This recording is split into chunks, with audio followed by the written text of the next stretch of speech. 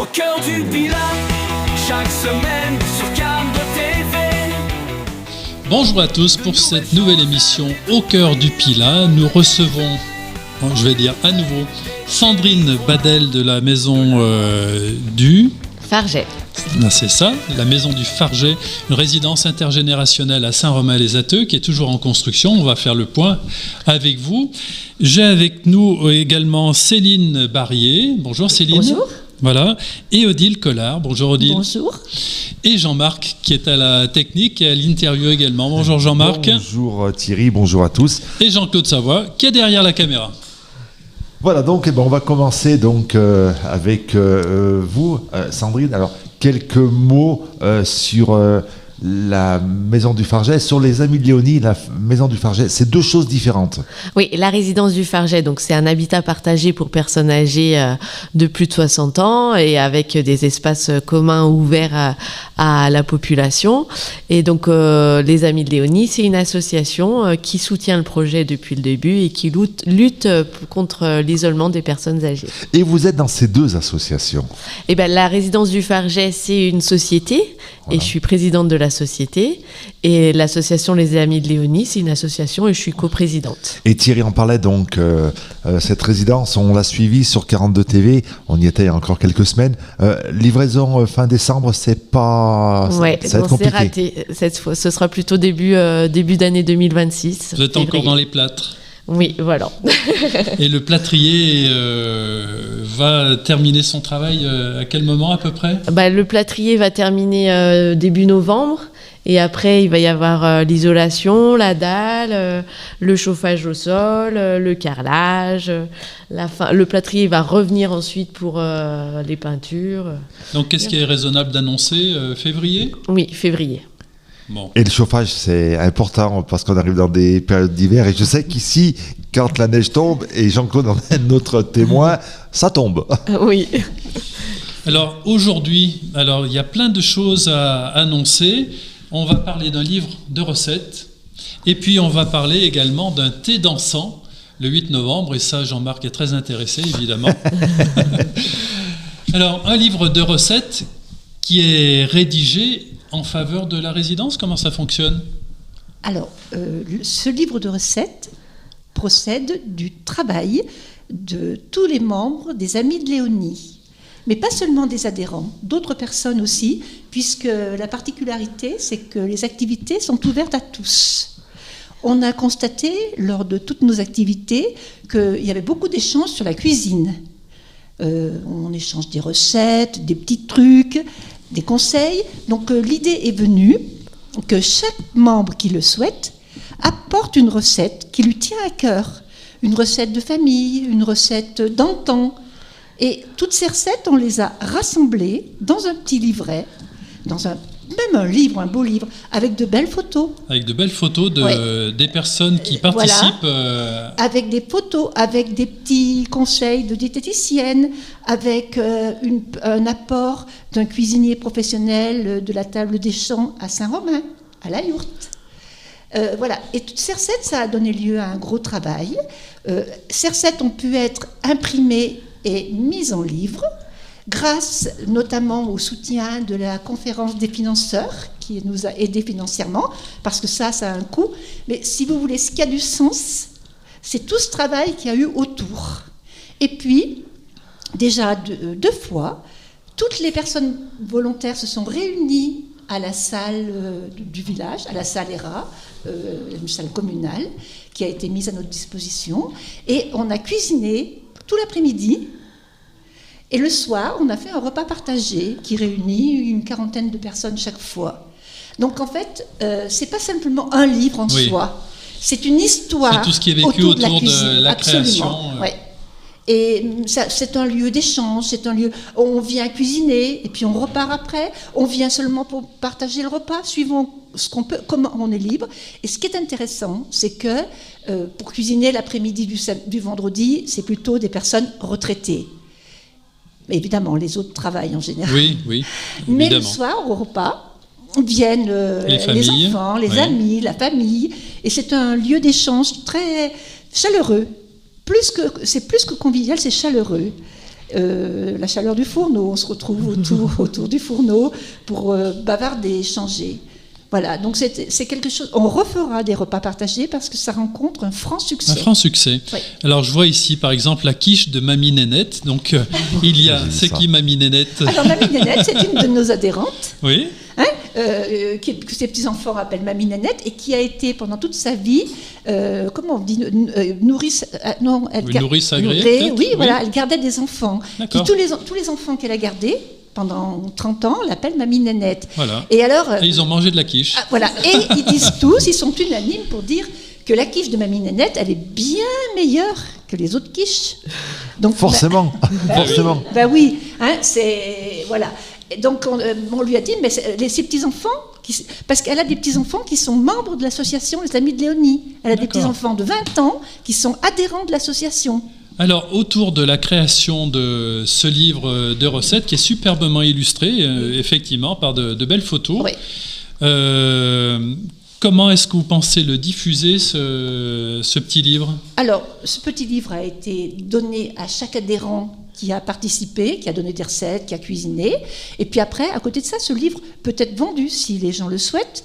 On en a un certain nombre qui ont été imprimés et il est vendu au prix De 15 euros. de 15 €. Voilà. Et les Alors- bénéfices, donc?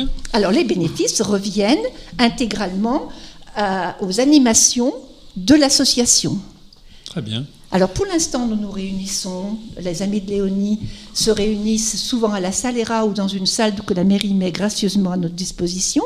Mais quand la résidence sera ouverte, notre lieu de rendez-vous, ce sera à la La résidence. résidence. Et dans ce livre, on trouve aussi bien des entrées, des viandes, des desserts. Alors, il n'y a pas de il n'y a pas de construction logique. C'est quelque chose de très affectif. Les gens ont apporté des recettes parce que soit c'était une recette qui tenait de leur mère, de leur grand-mère, on l'a mise. On n'a pas cherché à construire un livre de recettes. Pourquoi? Parce qu'il en existe d'excellents livres de recettes. Puis on va sur Internet, on trouve bien toutes les recettes qu'on veut. Vous êtes d'accord Oui, avec mais moi? Internet, Mais- c'est Internet. Tandis que là, alors au moins. voilà. Là, si vous voulez, Internet, c'est pas Mamie Nénette. Voilà. là, il y a du sens. Il y a du sens parce que chacun, Adidja nous a apporté des recettes de son pays. La Nous-mêmes, boulangère. pardon, la boulangère du village, Ah oui. qui est d'origine Thaïlandaise. nous a donné une recette, une soupe thaï. Voilà. On a pris aussi des recettes dans le livre, dans le cahier de cuisine d'une dame ce cahier avait été écrit en 1939. Elle venait dans cette maison d'ailleurs, qui à l'époque, ici c'était la maison d'œuvre, D'accord. où les jeunes filles du village venaient sous la gouvernance d'une sœur qui leur apprenait la cuisine. Très bien. Donc il y a toute une histoire derrière. On ne prétend pas avoir fait un livre de cuisine construit, organisé, avec un certain nombre de recettes. Alors on a quand même tenu à ce qu'une diététicienne mette sa patte pour apporter une petite touche. Hein, et puis on continuera peut-être ce travail. C'est un petit peu, moi, ça me rappelle un petit peu qu'un cahier que pourrait avoir une cuisinière, une maman qui note ses recettes à elle voilà. Et c'est la recette, c'est ce qu'on trouve ça chez n'importe quelle famille française. Ouais. Et puis voilà, donc c'est en tous les cas c'est vachement bien fait. Le papier d'excellente qualité. Et puis voilà. Vous avez raison de noter ça. On a voulu que ce soit quand même un bel ouvrage. C'est qualitatif, oui. Oui. Il nous importait de produire quelque chose qui reflète ce que vivent les gens de l'association, mais en même temps que ce soit un beau produit fini. Cuisiner, c'est l'art d'utiliser les aliments pour créer du bonheur. Et c'est vrai que autour d'un plat, on crée du bonheur. Voilà, d'après ce que vous dites, on sent le bonheur sous-jacent dans ce livre-là. Alors maintenant, Et on remercie Mariette Koffer qui nous a fait la mise en page et Amandine Touron qui nous a fait les photographies. Alors pour parler... Les photos, Oui. elles sont de qualité parce qu'elles sont professionnelles. Eh oui, ça se voit. Pour parler du thé dansant, je laisse bien sûr la parole à Jean-Marc. Merci. Merci Thierry. Alors, je sais pas pourquoi tu veux. Ben, je sais pas. Au thé dansant, donc un thé dansant qui va avoir lieu le 8 novembre, c'est à partir de 14h30, salle de l'Héra.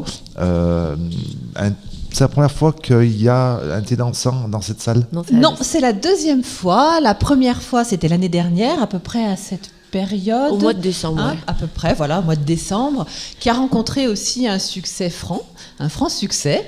Et donc, nous réitérons ce thé dansant qui aura donc lieu le 8 novembre à la Salera avec toujours le groupe Croque Mélodie. Alors, Croque Mélodie, c'est un groupe local qui animera ce thé dansant à partir de 14h30. La Salera, qui est la salle des fêtes communales de Saint-Romain-les-Atteux. Et c'est toujours intéressant aussi que chacun puisse partager cet après-midi aussi intergénérationnel.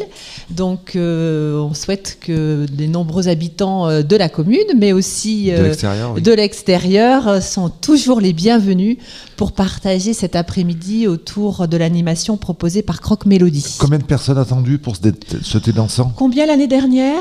L'année dernière, on n'avait pas eu trop de succès, donc on s'est dit avec 42 TV, on peut atteindre les 200 personnes. Voilà, donc on lance l'appel. Au minimum. Sinon, les autres danseront à l'extérieur. C'est ça, exactement. La musique, c'est tout style de musique C'était Oui, dansant. c'est ça. Oui, c'est Oui. ça. Tout style de musique. Ou presque. Ou presque. En tout cas, Croque Mélodie, vu le succès de Croque Mélodie, ils savent aussi s'adapter aux différents types de public. Est-ce qu'il y aura du thé?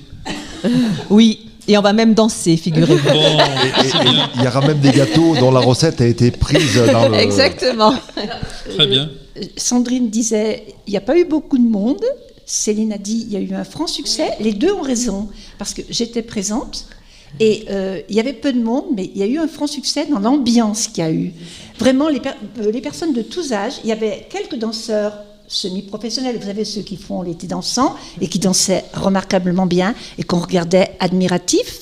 Mais il y a eu aussi des moments où tous les gens dansaient, on se croyait à une fête de famille. Thé dansant, on est obligé de venir danser. Moi, je ne sais pas danser, mais je peux venir seulement pour l'ambiance, pour passer un bon moment. Regarder les Bien danseurs et les sûr. danseuses. Oui, c'est Oui. ça. Les évolutions. Non. On peut apprendre à danser, donc on va déjà inscrire Exactement. Jean-Claude déjà au thé dansant. Parce que Et je puis sais c'est que un bon l'occasion danseur. pour des personnes qui seraient seules aussi Ah oui. de trouver un ou une partenaire pour passer une après-midi autour d'un thé dansant. Et vraiment c'est l'objectif aussi de toutes les animations qui sont proposées par les amis de Léonie. C'est vraiment de rompre la solitude aussi. Donc aucune crainte pour les personnes qui seraient seules de se dire je n'ai pas de binôme pour pouvoir venir danser. Vraiment peu importe, et la dynamique proposée fera que chacun trouvera un ou une partenaire pour passer un bon après-midi à la Salera à Saint-Romain-les-Atteux. Et ça se passe le samedi 8 novembre à partir Exactement. de 14h30. L'entrée est de 10 €. Donc C'est salle ça. de l'ERA, Saint-Romain-les-Atteux, vous la trouverez facilement. Cette salle, elle n'est pas très loin de Oui, elle du n'est pas stade. très loin du Et stade. puis on la voit en arrivant, quand on C'est arrive ça. du Chambon-Feugerolles. Exactement. Plein de voitures, une belle salle, c'est ici de la musique, une Exactement. bonne odeur de gâteau, de thé. Si je peux me permettre, si des personnes isolées veulent venir, des personnes du village, et n'ont pas de moyens de transport, on va les chercher et on les ramène. C'est merveilleux ce village. Hein. Non, mais Saint-Romain. c'est important que quelqu'un ne se dise pas « Ouais, mais j'habite à 4 km du bourg. Eh bien, ces personnes peuvent appeler et on l'a déjà fait. On va Ne les chercher soyez et on les pas ramène. timide, ne soyez pas timide. Non, surtout pas. Merci à vous pour Merci. toutes ces activités et pour l'animation de Saint-Romain-les-Atteux. On vous souhaite une belle semaine sur 42 TV. Merci à vous. Merci, puis nous on se revoit bientôt donc pour l'inauguration de cette maison. En de cette février, résidence. avec un mètre de neige. Avec- Merci beaucoup. En janvier, on fera peut-être les portes ouvertes. Et je Ah. voulais parler de l'Objetech. Allez, Ah, bon, effectivement, on a oublié ça. L'Objetech, alors, l'Objetech, c'est quelque chose que vous allez mettre en place. Quelqu'un a besoin d'un mixeur ou n'importe quoi, il peut venir l'emprunter et puis le rapporter. Comment ça va fonctionner, ça? Ouais, voilà. En fait, l'Objetech, c'est un service de location d'objets de la vie courante. Donc, que ce soit des ustensiles de cuisine, des outils de bricolage, des outils de jardinage. Il y aura une permanence. Donc, on a fait passer un questionnaire auprès des gens du village sur Eliwap. Ils ont dit qu'ils préféraient une permanence le vendredi ou le samedi matin. Donc là, ça reste à caler. Et pour ce projet, on est soutenu par Merci aux bénévoles. Et on est également soutenu par la Fondation Groupe Casino et on va faire une cagnotte Ulule. Les gens donneront des sommes pour financer ce projet et Casino, la Fondation Groupe Casino doublera ces sommes. Donc là, à partir du mois de novembre, on fera un appel à contribution pour nous aider à monter ce service qui sera utile pour toutes les personnes du village et des villages alentours qui, plutôt que d'aller acheter un objet et de rentrer dans la surconsommation, vous n'avez pas besoin forcément d'un taille-haie tous les jours. Autant venir le louer chez les amis de Léonie, au sous-sol de la résidence du Farget. Et ça permettra aux personnes âgées qui le souhaitent de s'investir dans une activité utile qui leur permettra de rencontrer du monde. Toujours dans le même objectif. Oui. Beaucoup de projets, 3 en 1 pour une émission. Et on continuera de vous suivre parce qu'il y a encore plein de choses à venir. Exactement. Merci beaucoup. Merci à Jean-Claude qui réalisait cette émission. Et puis merci à la mairie de Saint-Romain-les-Ateux de nous accueillir pour cette émission au cœur du Pilat. Bonne journée, à la semaine prochaine. Merci.